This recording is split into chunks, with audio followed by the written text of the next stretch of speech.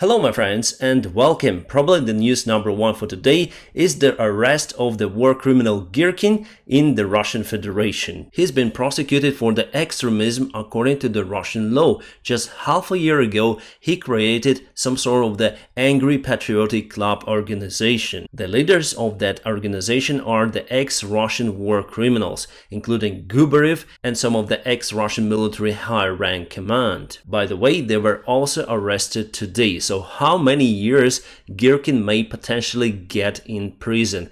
Around 20. Today, the local court arrested Girkin and put him in jail for at least 2 months before the main case trial, and this term might be extended for next 2 months and next 2 months until he gets his final verdict. There were not many supporters of Girkin near to the courthouse today. However, there was Gubarev, who also was arrested. He carried the placard saying "Freedom to Strelkov," Strelkov is Girkin, and "Glory to Russia." Nevertheless, he was taken by the local police officers. Girkin's friend, Colonel Kovachev, who actually hates my country and wants to destroy it, yes, this is the crazy bastard, he was arrested around 3 days ago because he discriminated the Russian army military command and also the president of Russia, Vladimir Putin. So why did Russia arrest Girkin right now? There was the post published on the Telegram of Girkin. By the way, his Telegram is very popular, almost 900,000 subscribers. Well, he published the post over there personally about Putin. I will try to translate it to English, but it's very hard to do because he has the specific Russian, I might say. History has no subjective mood. For 23 years, a non-entity was the head of the country, that is how he calls Putin, who managed to throw dust in eyes of significant part of population of the Russian Federation, obviously. Now it is the last island of legitimacy and stability of the state, Putin himself. Dismissing him from the power by illegal act, military coup for example, would be the successful end of the case for those who put him in power. But the country, the Russian Federation, will not survive another 6 years in power of this cowardly mediocrity, so as not to cover his name in eternal shame in the history as Gorbachev did, is to ensure the transfer of power to someone truly capable and responsible.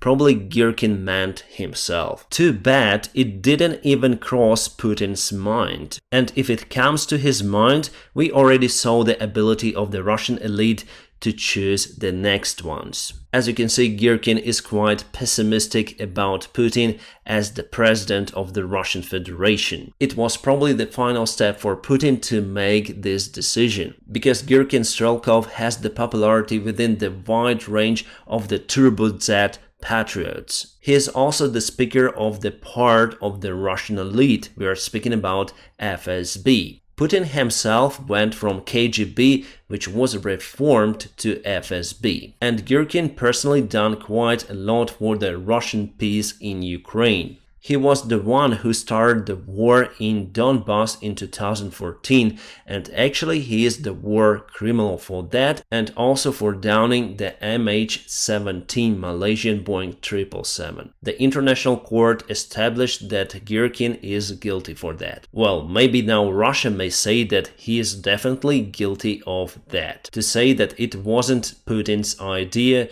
to shut down that airplane. You see that after failed attempted military coup by Prigozhin, Russia started to hunt the organizations that might destabilize the Russian system. The Russian system is working very bad, by the way. Basically, that is why the Turbo Z patriots form their own organizations that might fight for the power. Girkin personally has lots of the support from the Russian military as well as from the FSB, not from the high-rank command, but still, many officers support him. About the clans in Russia, from what I see, there is the military official army command, military officers like Gerasimov and Shoigu, who are holding their positions for many years, for decades already. And what do they want is to keep their positions and the corruption schemes that they organized. The special military operation in Ukraine helps them to earn even more. The Russian official military clan is being supported by Putin. We saw it during the military coup. The other clan is FSB. They also have the support of Putin, but not as much as the official Russian military. And basically here Girkin probably was traded for the other clan, the Wagner. Wagner is not just Prigozhin and his soldiers. There are also lots of the businessmen involved and the Russian criminal. By the time Prigozhin went to Moscow performing his March of Justice, the only official and public figure criticizing him was Girkin. He openly said that it was the military coup and Prigozhin should be prosecuted for that and even killed. Prigozhin obviously didn't like it, and I think that they negotiated with Putin that Girkin will go to prison for a long time. Here you see that Prigozhin is still okay, he has his freedom in Belarus, he also in Russia sometimes, he got his own private jet, so it's hard to trace him everywhere. Prigozhin still has his private military army, moreover they will hire more personnel. But Wagner definitely performed the military coup, so Strelkov is right over here. However, everything is okay for Prigozhin, even though they eliminated some of the Russian airplanes with the Russian pilots, but for Girkin, just for the Telegram post, he was closed and I think for quite a while. Alright, to other news. Egypt criticizes Russia for ending the Ukraine grain deal. Egypt consumes 1.8 million tons of Ukrainian grains. They also need Ukrainian grains for their agriculture because they have quite a nice soil near to the Nile River that they use for agriculture production. Whether the grain deal would be extended without Russia, so far we're out of clue. Negotiations are going between Turkey, Ukraine and United Nations. According to the BBC resource, the government of the South Africa officially asked the International Court for the warrant on Putin. Only after that, Putin cancelled his trip to South Africa for the BRICS meeting. Belarus, together with Wagner forces, started the military drills on the border with Poland. Because of that, Poland sent more reinforcements to the border of Belarus, just to make sure that they will not go, for example, to Warsaw. Immediately after that, Putin criticized the actions of Poland. He says that Poland wants to use their forces to occupy the western side of Ukrainian territory forever. Putin said that the western territories of nowadays Poland is the gift from Stalin. After those words about the Stalin, Russian ambassador in Poland was called for a special meeting to describe to Polish officials why they think that Stalin is the hero and not the war criminal as Poland counts. Not only Poland, but I think normal civilized world. There were also some remarks from Putin towards the Ukrainian side.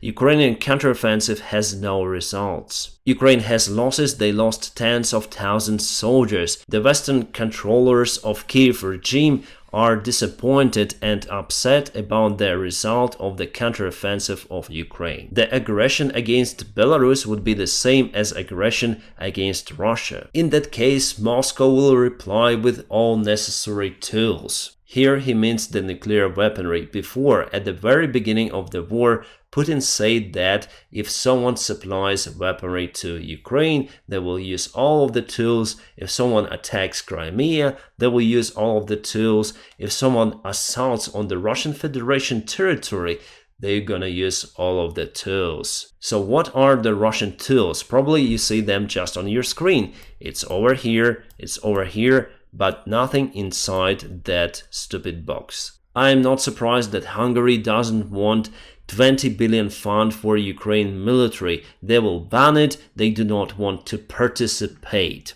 I think that Russia has a very loyal ally within the European family. A very strange move from the French court. They will give the shelter for all of the Russians who escape Russia because of the war. not because of their houses being bombed like in Ukraine, but because they do not want to serve in the Russian army. Indeed, it is strange, but the main thing how those Russian Vankas will get to France, because the air connection is totally closed for the Russian Federation. The ground route is not easy as well, because many of the European Union member countries close their borders for Vankas. As for me, this decision is very strange, because they will provide the same status for Russians who doesn't want to serve and for Ukrainians who really suffer because of the Russian aggression. John Kirby, in his interview to the Fox News, said that the United States will supply Ukraine with F-16 fighter jets till the end of this year. However, he also added that Ukraine needs more artillery shells rather than the fighter jets. Now, the negotiations about ATACMS systems are ongoing between President Zelensky and President Biden. Hopefully, those will be supplied to Ukraine also till the end of this year. Let's go for the situation on the front lines. Near to Andriivka, there was the Russian attempted attack on the Ukrainian positions before Ukraine got the initiative, and we still have the initiative. We're taking the ground day by day. Now the fighting is ongoing near to Klishchiivka. However, Russia tried to use the T-80 tank to attack Ukrainian positions. The Ukrainian soldiers instead used the FPV drone to attack the tank. This is a very effective weaponry, and tank went kaput. About Klishchiivka, Russia had their military headquarters and checkpoint over there, and checkpoint went to total kaput because Ukrainian artillery is kind of precise. Let's go to the other front lines analysis, and we have unfortunately bad news from Karamazynivka. There Russia got some of the land. It was yesterday and it is today quite a big move from the Russian army. Let's measure the distance. It's around 2.8 kilometers. For a single day, it's quite a lot, but we don't know for how long they assaulted. Deep State military map just obtained this information. The main goal for the Russian army in this area is to get closer to this water reservoir and to Oskil River. They want to take the previously controlled land. They were thrown from those positions last year, and now they gathered 100,000 soldiers, many of the tanks and armored vehicles in this area, and little by little they start their assault. I am sure that for now the situation is controllable. If Ukraine had moved all of their resources and reserves for the assault mission on the south, there wouldn't be enough forces to counteract towards the Russian small attempts to get the ground in this area. For now, the Ukrainian reserves are secured. We have a good move, by the way, from the Ukrainian army over here. It was yesterday, it is today. Our guys got control over this area, which is bordering the Bakhmut city. This lake itself on the territory of the city, so now I may say that the fighting is continued inside the city. Other than that, there were no any changes on the front lines. I just hope to receive many more good news for tomorrow. My friends, I'm gonna keep you updated on situation in Ukraine. Now don't forget to press the like to this video, and also if you want to support my job, there will be some of the links available in the video description just below. You may support me on Patreon, on a sponsorship of this channel, or just on a PayPal. Thank you so much for your awesome support. I wish you all a peaceful sky wherever you are, and have a great time.